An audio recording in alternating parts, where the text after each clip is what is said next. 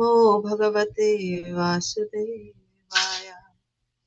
Narayanam Namaskrityam Naram Chaiva Narottamam Devim Saraswatim Vyasam Tato Jaya Mudire Nashtaprayeshu Abhadreshu Nityam Bhagavata Sevaya Bhagavati Uttama Shloke Bhaktir Bhavati Naishtaki Krishnaya Vasudevaya Devaki Nandanaya Cha Nanda Gopa Kumaraya Govindaya Namo Namaha.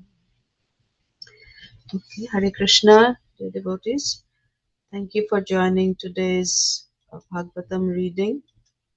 So we'll be reading from Canto 3, which is Status Quo, Chapter 29, which is the explanation of devotional service by Lord Kapila. And we're just starting out this chapter. So it's verses 1 and 2. Devahutiruvvacha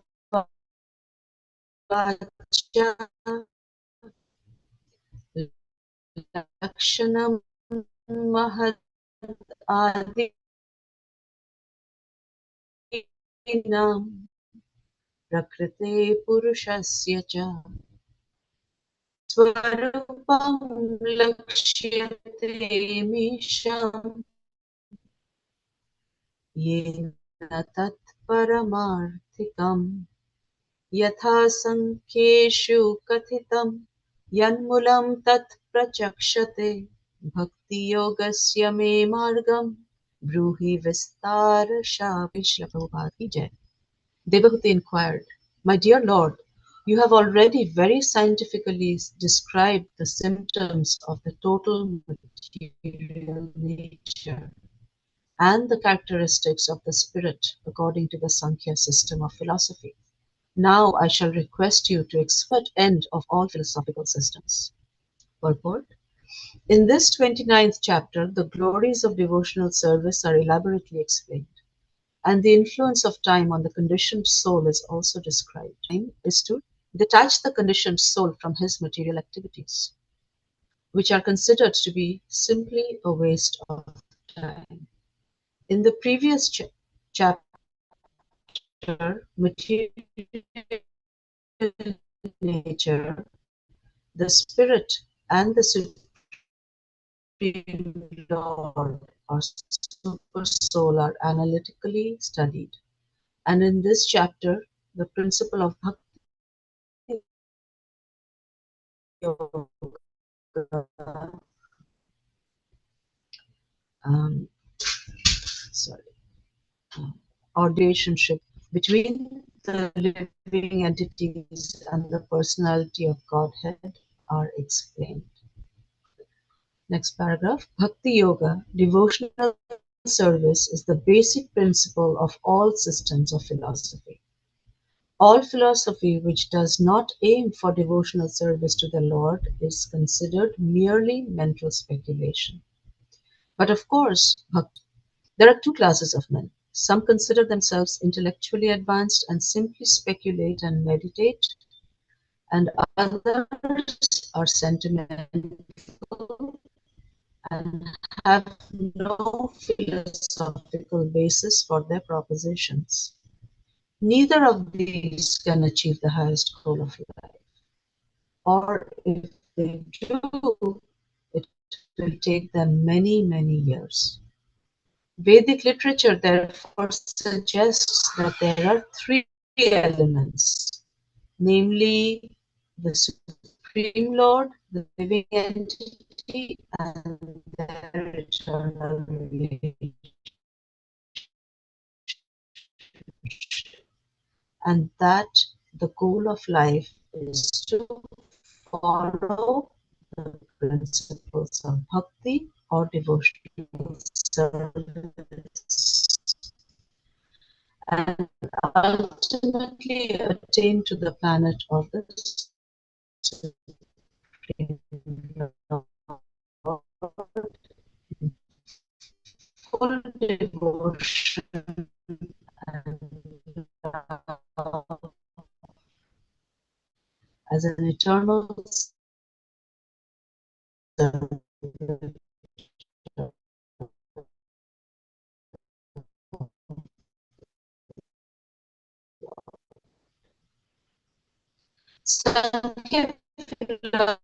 philosophy is the analytical study of thing by examining its nature and but one should not simply acquire knowledge without reaching the goal of life or the basic principle for yoga and simply busy ourselves in the analytical study of the practically nil. It is stated in the husking a paddy. There is no by the scientific study of the soul, one has to understand the basic. We'll go ahead with Mangalacharan prayers. Om Chakshurumidam Yena Chaitanyamanopeeshtam Sthapit Kadamahyam Tadati Swapayuta Padakamalam Shri Gurun Jatam Sahagana Raghunatam Vitam Dutam Parijana Sahitam Krishna Padan Sahagana Lalite Krishna Karuna Sindhu Dinabandhu Jagatpate Gopesha Gopika Kanta Radha Kanta Namostate Tapta Kanchana Gaurangi Radhe Vrindavaneshwari Vrishabhanusute Devi Pranamami Haripriye Vanchakalpatarubhyascha Kripa Sindhubhaiva cha Patitanam Papanebhyo Vaishnavebhyo Namo Namo Namo Vishnupadaya Krishna Prishtaya Bhutale Srimate Bhaktivedanta Swami Niti Namine Namaste Saraswati Devi Gauravani Pracharine Nirvishesha Shunyavadi Paschatya Deshatarine Jai Sri Krishna Chaitanya Prabhu Nityananda Shri Advaita Gadadhar Srivasadi Gaura Bhaktavind Hare Krishna Krishna Krishna Hare Hare Hare Rama Rama Rama Hare Hare Hare Krishna and welcome to this morning's Bhagavatam class for reading. I really don't have the depth or knowledge of the philosophy, but I take this opportunity as a service and for my purification and really an opportunity to the time my mind is all over the place. At least there's a little Kapila Muni, Kapila Dev, and Devahuti, and this is the section of Kapila Dev's teachings, right? And actually, this is one of the largest sections right after Krishna Lila, Canto 10. This is one of the largest sections, spans across so many chapters, Kapila Dev's teachings.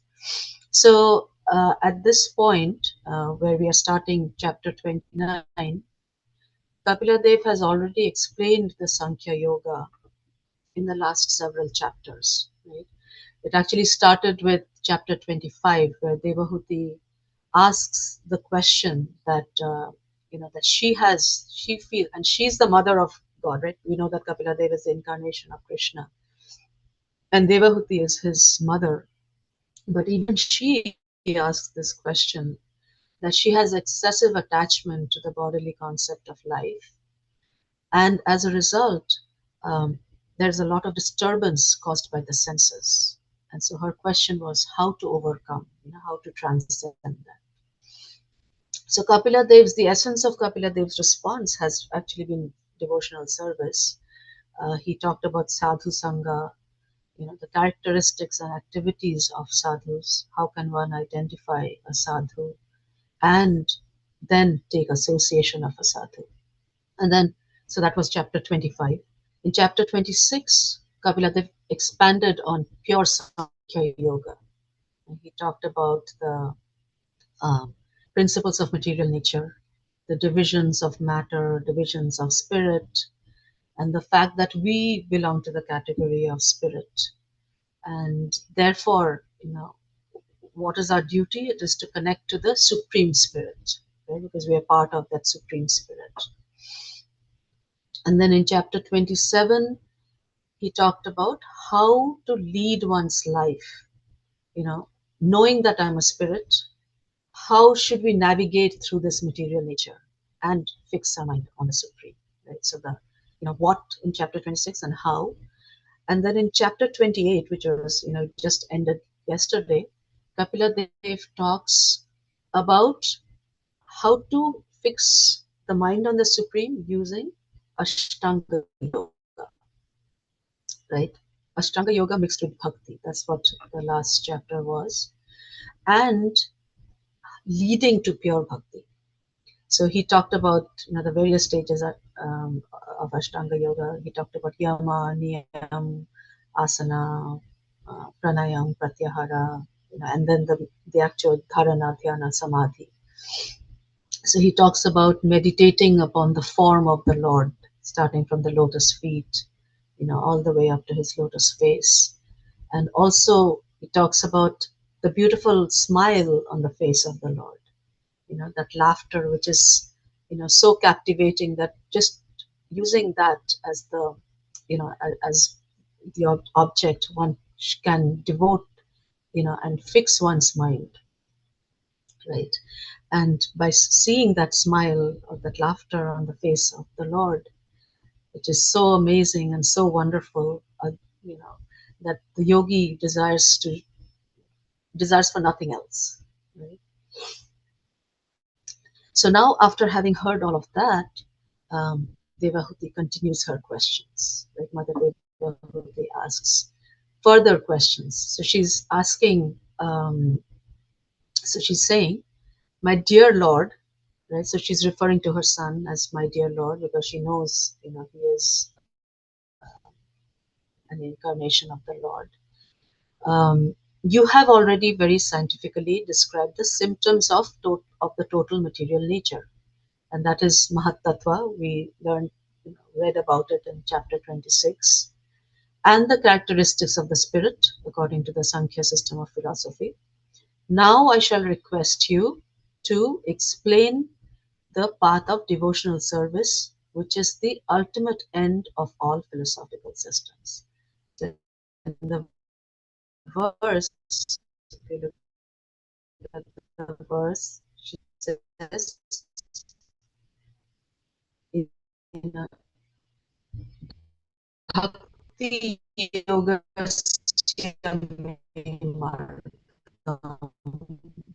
the path of devotional service, right, which is the ultimate end. Bruhi Vistara Saha Vistarashaha Prabhu. So explain this at length. Please explain at length, my dear Lord. So, spoiler alert, this question is going to be answered in this same chapter, starting from verse 7 onward, various verses from 7 onward.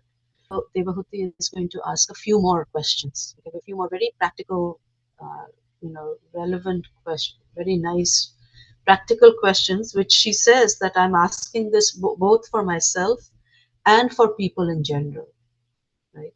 And so this is a lesson for us as well, as to, what types of questions should we even have and ask of time.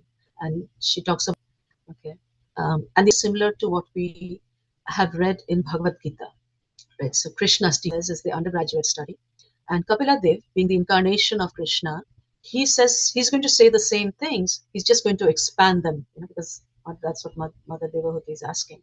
Elaborate, explain at length, explain elaborately about this. I really want to know in depth.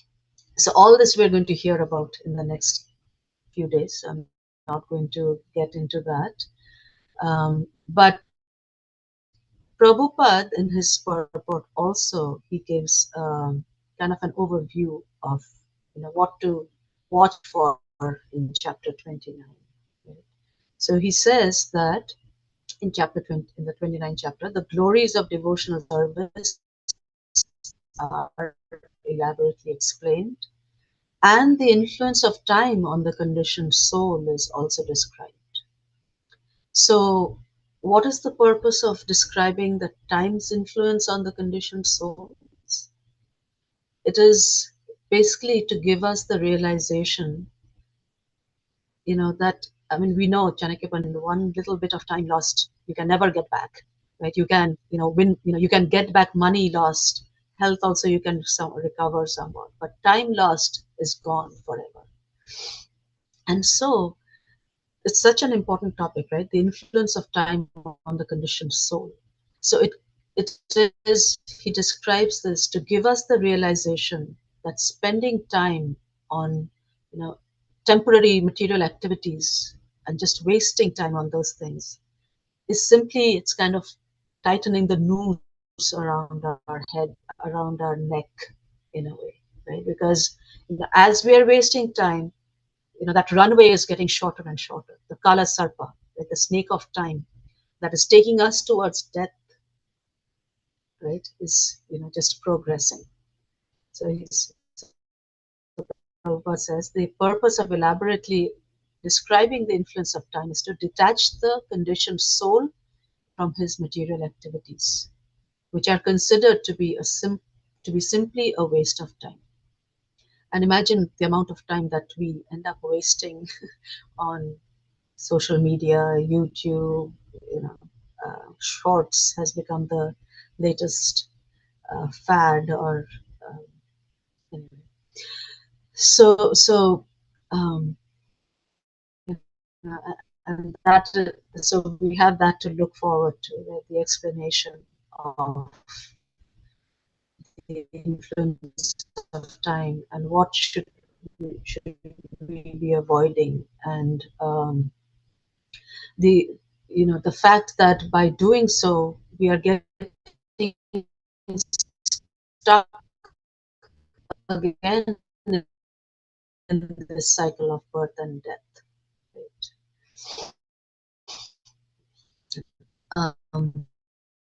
And then what talks um, that about how Kapila Dev in the previous chapter has described the Sankhya Yoga, the spirit, and the whole understanding of Sambandha, Avidya, Avidya, Sambandha as a relationship with Super Soul, with eternal, the Lord, and Abhidya, the execution of devotional service, and of course the Prayojan, which is achieving the love of Krishna, right? And of course, as Mahaprabhu has said, what is our Sambandha with the Lord, and what is our actual Swarup? Jivesh Swarup hai Krishna Nityadas. So that's what is going to be also elaborated. And then in the next paragraph, Prabhupada says, Bhakti Yoga, devotional service, is the basic principle of all systems of philosophy. All philosophy which does not aim for devotional service to the Lord is considered merely mental speculation. But of course, Bhakti Yoga, with Prabhupada says that, all the time, that you have to have a balance of both. So he says that there are two classes of men. Some consider themselves intellectually advanced and simply speculate and meditate, and others are sentimental and have no philosophical basis for their propositions. And neither of these can achieve the highest goal of life.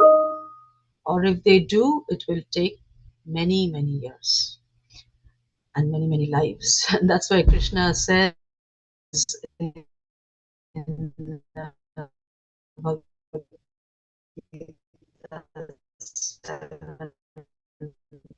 7:19, Bahunam Janmanamante Jnanavan Mam Prapadyate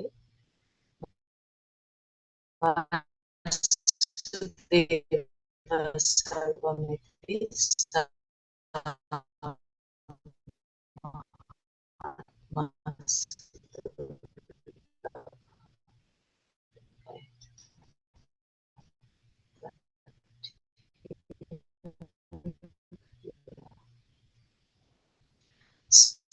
after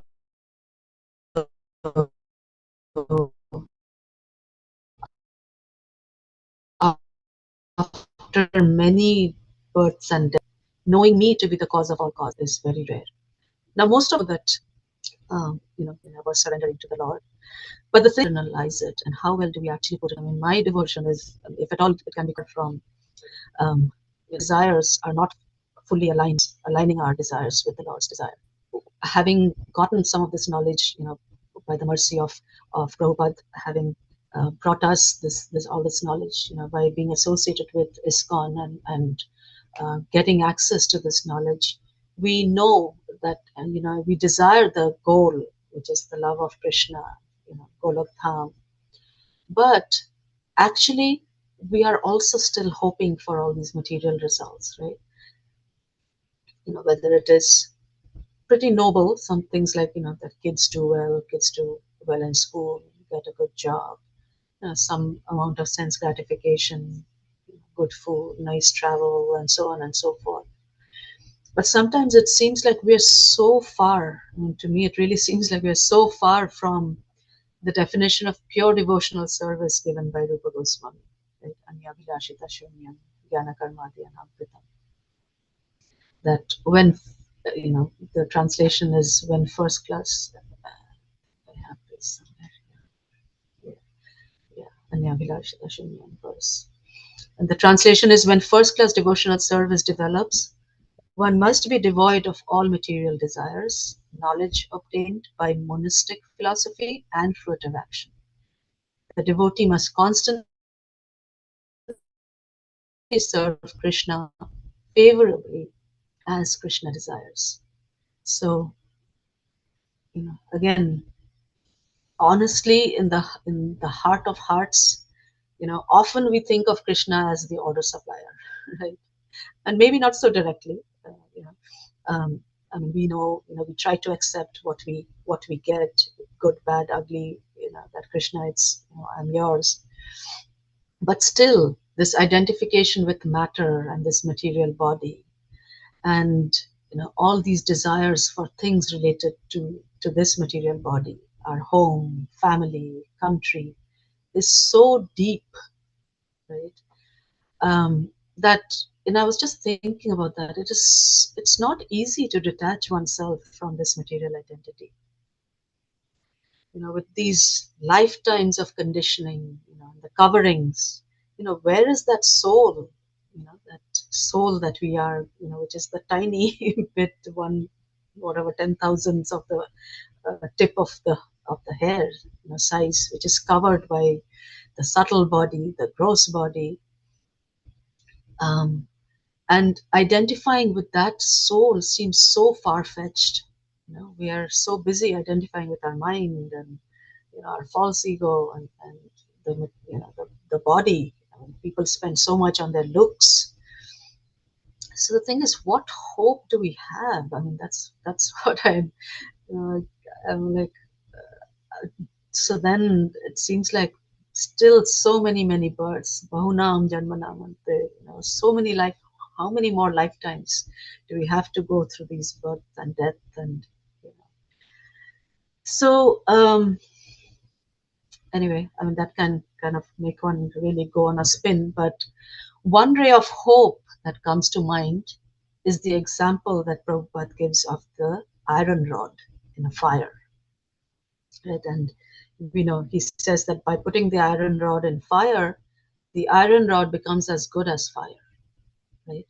And so applying that to us, just by virtue of being in the midst of everything that's Krishna, right? Bhagavad Gita, Srimad Bhagavatam, reading Bhagavatam every day, our Guru, all the elevated, devotees that we have the good fortune of associating with somehow. All of these things, these spiritual things that somehow we have the good fortune of being with, the arti that we do, right? We offer the fire, the water, and we get back, and the water is sprinkled upon us. That's also spiritual, right? So just by virtue of being there, by being around the things in the midst of things that are touched by Krishna, we too, by that same analogy of the iron rod and the fire, we too are becoming spiritual. So that's the hope, right? And the only thing is that we have to continue to stay within that, right? Stay in that midst. So I'll move on. The last verse, the last paragraph that Prabhupada talks about is, he says, Sankhya philosophy is the analytical study of all existence. One has to understand everything by examining its nature and characteristics, which was done earlier. This is called acquirement of knowledge. But one should not simply acquire knowledge without reaching the goal of life or the basic principle for acquiring knowledge, which is bhakti yoga.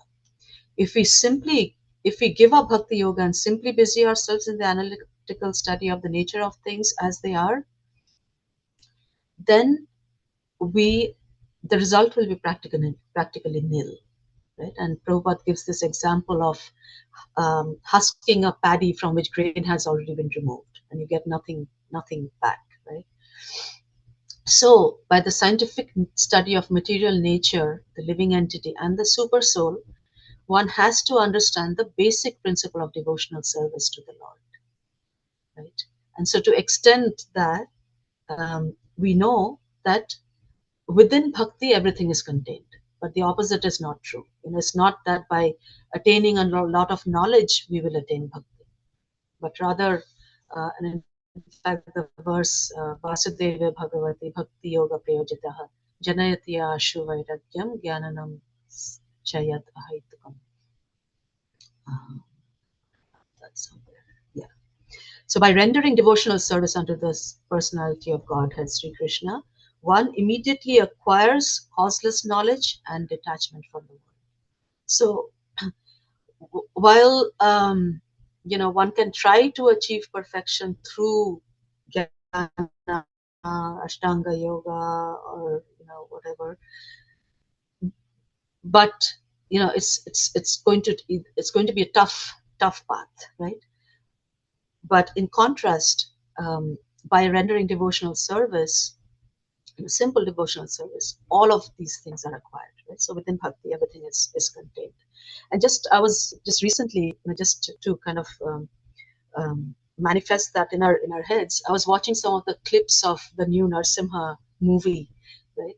It's all over YouTube and stuff. So that's one of the benefits of social media, I guess. So I was watching the scene where Lord Narsimha appears, right? So it's in this huge big palace, strong pillars and everything. Suddenly everything starts to crack and shake, right? And Hiranyakashipu, mighty Hiranyakashipu, powerful man, he's standing, and the devatas are also afraid of him, and he thinks he's so great.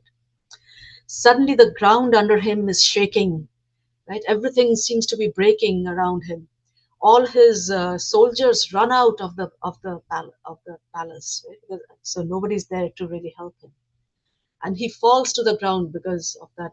Everything is kind of in a damadole in a way, and there's dazzling light. The pillar breaks open, right? And as Narsimhadev appears, and this mighty guy, Hiranyakashipu, who did the severe Ashtanga yoga and whatnot, and so powerful, he is totally knocked out. None of that Ashtanga yoga, nothing helps him, right? And he just seems so weak and helpless. And the dazzling light, he can't even see what's in front of him. He has to cover his eyes. Whereas little Prahlad, in a corner, he is just so amazed seeing the Lord. And what does he do? He bows down and offers his pranam to the Lord, completely calm, right? So that's like, to me, was like, bhakti over anything else, right? So and so animatedly, very nicely um, shown in those clips. So anyway, thank you very much. That's all I had to share today. Um, Sorry if I misspoke anything or did not quite cover the verse very well. Um, please add, um, correct.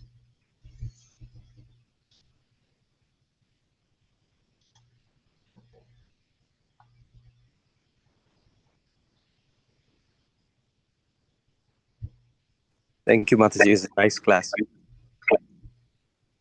Yes, and like the point. Somehow there's feedback, but yeah, I like the point that you made about Krishna is not obliged to fulfill our desires. Something like that you said, and that was a good reminder. Yes, Thank that you, Prabhu. we fulfill desires. Yes. Your voice is breaking a little. I don't know if Yeah, it's. yeah. That's I'm outside, so that's Hare Krishna. Thank you so much, Prabhu. Thank you for being there. Hare Krishna.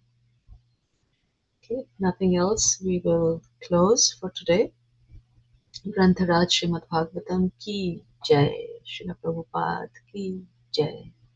Nitai Gaur Premanande. Hare Hare Krishna.